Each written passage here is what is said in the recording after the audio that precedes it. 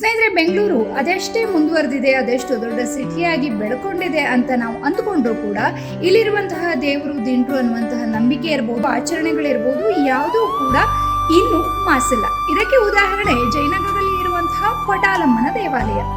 S, ದೇವಿ ದುರ್ಗಿಯ ಅವತಾರವೇ ಆಗಿರುವಂತಹ ಪಟಾಲಮ್ಮ ಜಯನಗರದಲ್ಲಿ ನೆಲೆಸಿ ಸಾಕಷ್ಟು ವರ್ಷಗಳೇ ಆಗೋಯ್ತು. ಗಾಣಿಗ ಸಮುದಾಯದ ಕುಟುಂಬದವರು ಸುಮಾರು 400 ವರ್ಷಗಳಿಂದಲೂ ಕೂಡ ಪಟಾಲಮ್ಮನನ್ನ ಪೂಜೆ ಮಾಡಿಕೊಂಡು ಬರ್ತಿದ್ದಾರೆ. ಇನ್ನು ಈ ಪಟಾಲಮ್ಮ ಜಯನಗರದಲ್ಲೇ ಬಂದು ನೆಲೆಸಿದ್ಯಾಕೆ? ಅದಕ್ಕೂ ಕೂಡ ಒಂದು ಹಿನ್ನೆಲೆ ಇದೆ.